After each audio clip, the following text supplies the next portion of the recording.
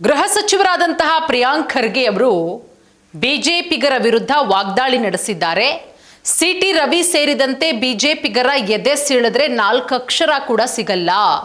ನೈತಿಕತೆ, ಲಜ್ಜೆ, ಸತ್ಯ, ಬದ್ಧತೆ, ಆತ್ಮಸಾಕ್ಷಿಗಳು ಅವರಲ್ಲಿ ಕಾಣಲ್ಲ. ಕಳೆದ 3 ವರ್ಷಗಳಲ್ಲಿ ಯಾವುದೇ ಒಂದು ದೊಡ್ಡ ಮಟ್ಟದ ಕೋಮು ಕಲಹ ಸೃಷ್ಟಿಸಲು ಸಾಧ್ಯವಾಗದ ಕಾರಣ ಬಿಜೆಪಿಯವರು ಅಸಹನೀಯವಾಗಿ ವರ್ತಿಸ್ತಾ ಇದ್ದಾರೆ ಅಂತ ಪ್ರಿಯಾಂಕ್ ಖರ್ಗೆ ಈಗ ವಾಗ್ದಾಳಿ ನಡೆಸಿರೋದು. ಬಿಜೆಪಿ ನಾಯಕ ಸಿಟಿ ರವಿ ಅಂತವರು ರಾಜಕೀಯ ವ್ಯವಸ್ಥೆಗೆ ಅಂಟ್ಕೊಂಡಿರೋ ಕಳಂಕ. ಗೃಹ ಸಚಿವ ಪ್ರಿಯಾಂಕ್ ಖರ್ಗೆ ಕಿಡಿಕಾರಿದ್ದಾರೆ.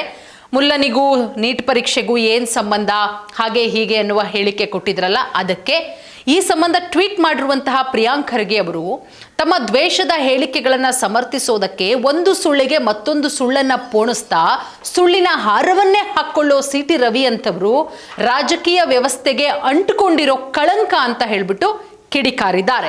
ಸಿಟಿ ರವಿ ಸೇರಿದಂತೆ ಬಿಜೆಪಿಗರ ಎದೆ ಸಿಳಿದ್ರೆ 4 ಅಕ್ಷರ ಕೂಡ ಸಿಗೋದಿಲ್ಲ ಅಂತ ಹೇಳಿ ಪ್ರಿಯಾಂಕ್ ಖರ್ಗೆ ಅವರು ಆಕ್ರೋಶವನ್ನ ವ್ಯಕ್ತಪಡಿಸಿದ್ದಾರೆ.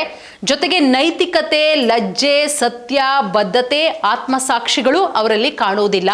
ಕಳೆದ 3 ವರ್ಷಗಳಲ್ಲಿ ಯಾವುದೋ ಒಂದು ದೊಡ್ಡ ಮಟ್ಟದ ಕೋಮು ಕಲಹ ಸೃಷ್ಟಿಸೋದಕ್ಕೆ ಸಾಧ್ಯವಾಗದ ಕಾರಣ ಬಿಜೆಪಿಯವರು ಅಸಹನೀಯವಾಗಿ ವರ್ತಿಸ್ತಾ ಇದ್ದಾರೆ ಅಂತ ವಾಗ್ದಾಳಿ ನಡೆಸಿದ್ದಾರೆ. ಅದರ ಜೊತೆಗೆ ಯಾವುದೇ ವಿಚಾರವಿರಲಿ ಅದಕ್ಕೆ ಪಾಕಿಸ್ತಾನ ಮತ್ತೆ ಹಿಂದೂ ಮುಸ್ಲಿಂ ವಿಚಾರವನ್ನ ಜೋಡಿಸೋದು ದ್ವೇಷ ಸಂಜಾತ ಬಿಜೆಪಿಯ ಹುಟ್ಟುಗುಣ ಅಂತ ಹೇಳಿ ಪ್ರಿಯಾಂಕ್ ಖರ್ಗೆ ಹೇಳಿದ್ದಾರೆ.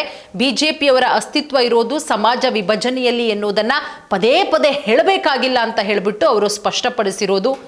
ನೀಟ್ ವಿದ್ಯಾರ್ಥಿಗಳ ಹೋರಾಟದ ವಿಚಾರದಲ್ಲೂ ಕೂಡ ಧರ್ಮವನ್ನ ಎಳೆದು ತಂದ ಸಿಟಿ ರವಿ ಅವರು ತಮ್ಮ ದ್ವೇಷದ ಹೇಳಿಕೆಯನ್ನ ಸಮರ್ಥಿಸೋದಕ್ಕೆ ನೀಟ್ ಹೋರಾಟಕ್ಕೆ ಸಂಬಂಧವೇ ಇಲ್ಲದ ವಿಡಿಯೋವೊಂದನ್ನು ತೋರಿಸ್ಬಿಟ್ಟು ಜನರ ದಿಕ್ಕು ತಪ್ಪಿಸುವ ಯತ್ನ, ಇದು ವಿಫಲ ಯತ್ನ ಅಂತ ಹೇಳಿ ಕೂಡ ಕಿಡಿಕಾರಿದ್ದಾರೆ.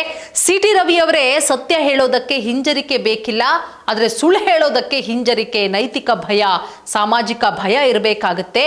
ಅಂತಹದ್ದು ಯಾವುದೂ ತಮಗಿಲ್ಲ ಅನ್ನೋದನ್ನ ನಿರೂಪಿಸ್ತಲೇ ಇದ್ದೀರಿ. ಈ ಹಿಂದೆ ಸದನದಲ್ಲಿ ತಾವು ಆಡಿದ ಮಾತಿನಿಂದಲೇ ನಿಮ್ಮ ಗುಣ ಏನು ಅಂತ ರಾಜ್ಯದ ಜನರಿಗೆ ತಿಳಿದಿದೆ.